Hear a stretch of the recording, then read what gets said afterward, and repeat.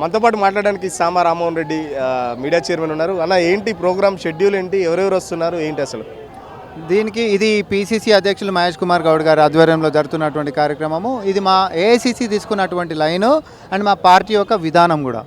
ఏంటిది అని అంటే, లంచాలు ఇచ్చేటటువంటి ప్రపోజల్స్ కుంభకోణాలకు పాల్పడుతున్నటువంటి ఒక కార్పొరేట్ దిగ్గజమైనటువంటి అదానీ కంపెనీ మరి ప్రభుత్వ సంస్థలని కొల్లగొట్టుకుంటా ప్రభుత్వాన్ని ప్రభుత్వ అధికారులను మొత్తం కూడా లంచగొండలను చేసుకుంటూ వారి యొక్క కార్పొరేట్ వ్యవహారాలను ముందుకు తీసుకొని పోతుందని చెప్పి మన దేశంలో జరుగుతున్నటువంటి అవినీతి కుంభకోణాలని అమెరికా అడ్రస్ చేసింది. అమెరికాలో కేసు అయింది, అమెరికాలో విచారణ ఎదుర్కొంటా ఉంది. మరి ఇంత సిగ్గు తప్పినటువంటి పరిస్థితులలో మన దేశం పోయిందా? పోలేదు కదా. మరి పారదర్శకంగా ఇక్కడ కుంభకోణాలు చేస్తున్నటువంటి వాళ్ళు, అవినీతికి పాల్పడుతున్నటువంటి వాళ్ళని కొమ్ము కాస్తున్న వాళ్ళు ఎవరు? పార్లమెంట్లో కనీసం చర్చ చేద్దామంటే వద్దంటున్న వాళ్ళు ఎవరు?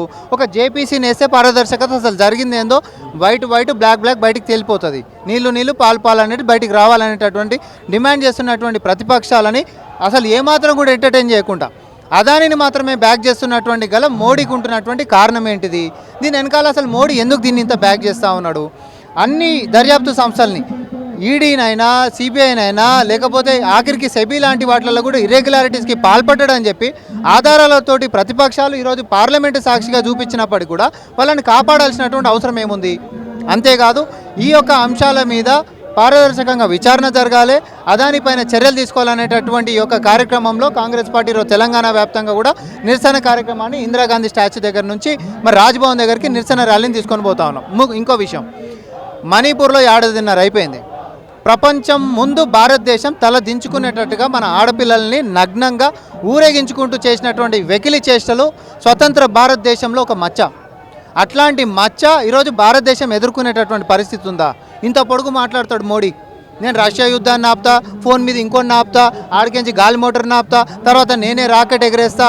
ఈ పొంకనాలు మొత్తం కూడా వాట్సాప్ యూనివర్సిటీలలో వాళ్ళ సోషల్ మీడియా మాధ్యమాల తప్ప చిన్న రాష్ట్రమైనటువంటి మణిపూర్లో జరుగుతున్నటువంటి అల్లర్లను ఆపలేనటువంటి నువ్వు, కనీసం ఒక గంట కేటాయించలేనటువంటి నువ్వు శాంతి భద్రతల గురించి, భారతదేశ ప్రఖ్యాతి గురించి మాట్లాడేటటువంటి అర్హత లేదని ఈరోజు పారదర్శకంగా మెలిగినటువంటి నరేంద్ర మోడీ యొక్క వైఖరి మీద నిరసన తెలియజేస్తూ కాంగ్రెస్ పార్టీ ఇక్కడ తెలంగాణలో నిరసన ర్యాలీని నిర్వహిస్తా ఉన్నాం. ఇంత ఆరోపణలు వచ్చిన అదానిపై మరి రాష్ట్రం సంబంధించి మీరు పెట్టుబడులకు అయితే ఆహ్వానిస్తున్నారు. పక్కన ఏసీసీ ఆ పిలుపు మేరకు ప్రోగ్రామ్ చేస్తుంటే మరి అదానికి మీరే రెడ్ కార్పెట్ వేస్తున్నారు. దానికి సంబంధించి ఏం చెప్తారు?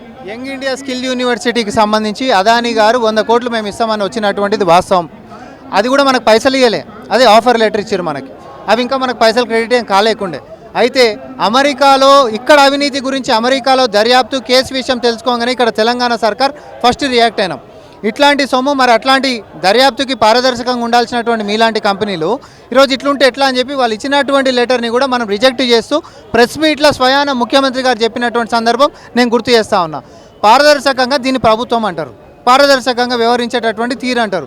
నువ్వేమో ఆధారాలతోటి కనిపిస్తుందని ఆయన వారి మీద చర్యలు తీసుకోపోని జరిగిన విషయం ఏందో భారతదేశ ప్రజలకు చెప్పని జేపీసీ ఏమంటే ఈరోజు దొంగలని 100 కోట్లు వాపస్ చేసి ఓకే, మన 12,400 కోట్ల పెట్టుబడి ఉంది. దానికి సంబంధించి మీరు ఏం అన్నిటి మీద బీఆర్ఎస్ అదే అంటుంది, 100 కోట్లు వాపస్ చేయడం కాదు, దమ్ముంటే 12,400 కోట్లు కూడా పెట్టుబడులకు సంబంధించి వెనక్కి పంపించాలి. ఇంకా చాలా మంది పెట్టుబడిదారులు ఉన్నారు, అన్ని ఆరోపణలు వచ్చిన వ్యక్తిని మళ్ళీ ఎందుకు పెట్టుకుంటున్నారని చెప్పేసి అంటున్నారు. 12,400 కోట్లు వచ్చినాయా, 2,000 కోట్లు వచ్చినాయా, 10,000 కోట్లు వచ్చినా, ఎన్ని వేల కోట్లు వచ్చినప్పటికీ కూడా విచారణ అనేటటువంటి అక్కడ ఎదుర్కొని ఆ కంపెనీ గిట్ట అన్నిట్లలో లాలూచిబడి అవకతవకలతోటే గిట్ట ముందుంది అని అంటే అన్నిటినీ పరిగణనలోకి తీసుకొని ప్రభుత్వం ముందుకు పోతుంది తప్ప ఈరోజు మొండి వైఖరిగా ఈరోజు ఏమంటారు దొంగల కొండి పెట్టేటటువంటి వాళ్ళకి మనం మళ్ళీ నీడనిచ్చేటటువంటి తీర్థనలుగా ఈ ప్రభుత్వం ముందుకు పోదు, చాలా స్పష్టంగా చెప్తా ఉన్నాం. మీరేమో మోడీ ఉన్న అదాని బాయ్ అంటున్నారు, బీఆర్ఎస్ వాళ్ళేమో రేవంత్ రెడ్డి మోడీ బాయ్ రేవంత్ రెడ్డి గతంలోనే బడే బాయ్ అని చెప్పారు. కేవలం రాహుల్ గాంధీ చెప్పిననేదో నామాత్రంగా ధర్నాలు చేస్తున్నాడు, పక్కన అదానితో మాత్రం చెట్టపట్టలు వేసుకొని తిరుగుతున్నాడు బీఆర్ఎస్ వాళ్ళు అంటున్నారు. ఇప్పుడు ఈ సిగ్గులేని వాళ్ళకి తెలియాల్సినటువంటిది ఏంటిది అని అంటే అసలు అదాని అనేటోని 10 ఏళ్ళు ఈ రాష్ట్రంలోకే రానియలేదని అన్నారు. ప్రెస్ మీట్ పెట్టి నేను చెప్పిన ఎన్ని తీసుకొని వచ్చారు వేరే కంపెనీతో టైఅప్ చేసుకొని అని చెప్పి ఈరోజు ఇట్లా బూటకపు మాటలు మాట్లాడేటటువంటి వాళ్ళు, అబద్ధాలనే ఊపిరి లెక్క భావించి ముందుకు పోయేటటువంటి వాళ్ళు, ఈ పనికిమాలిన వాళ్ళ గురించి మనం మాట్లాడాల్సినటువంటి అవసరం ఉందా చెప్పు? అసెంబ్లీ సాక్షిగా పొద్దున్న లేచే అబద్ధాలు, తినేది కూడా అబద్ధాలు, బతికేది కూడా అబద్ధాలు, మీ బతుకులే ఒక అబద్ధాలు. ఈరోజు ఏంటి అని అంటే బీఆర్ఎస్ అంటే బుద్ధిరాని సన్నాసులు లెక్క అయిపోయారు. వీళ్ళకి ఇక బుద్ధి రాదు అనేటటువంటి వ్యవహారంగా ముందుకు పోతున్నటువంటి ఈ నేపథ్యంలో కూడా వాళ్ళని పెద్దగా మేము పట్టించుకోవాల్సినటువంటి అవసరం లేదు. తెలంగాణ సమాజం ఏదైతే మమ్మల్ని భుజాల మీద ఎత్తుకొని గెలిపించిందో వాళ్ళకి బాధ్యతగా పనిచేయడమే కాదు, వారి ఇంట్లో పెద్ద కొడుకు లెక్క ముఖ్యమంత్రి గారు పాలనతో ముందుకు పోతున్నటువంటి దాంతో మేము సమాధానంతో ముందుకు పోతాం. ఇప్పుడు పక్కన పార్లమెంట్లో రాహుల్ గాంధీ మాత్రం అదానికి వ్యతిరేకంగా పోరాటం చేయొచ్చు, మేము అదాని టీ షర్ట్లు వేసుకొని వచ్చినందుకు మమ్మల్ని అసెంబ్లీలో కూడా అడుగుపెట్టినని చెప్పి బీఆర్ఎస్ వాళ్ళు అంటున్నారు. పార్లమెంటు బయట మేము గొడవ చేసినాము అని అంటే మేము వాళ్ళు ఎప్పుడు కూడా ఫ్లైట్లలో తిరిగిన వాళ్ళం కాదు. ఇప్పుడు నీ అయ్యా లేకపోతే మీ చెల్లెలు లేకపోతే మీరు మీ పార్టీ మొత్తం కూడా అదాని ఫ్లైట్లలో తిరిగి వాళ్ళతోటి జత కలిసి వాళ్ళతో వ్యాపారాలు చేసినటువంటి దొంగలు కాబట్టి మీ వైఖరిని మేము అడ్డుకున్నాము. మేము అది కూడా చెప్తున్నాము. నేను అసెంబ్లీ రూల్స్ కూడా ఆడదాకా కూడా పోను. మీ అయ్య కానీ మీ చెల్లె కానీ మీరు కానీ ఎవడైనా అదాని ఫ్లైట్లలో ఎక్కి తిరిగిరా లేదా?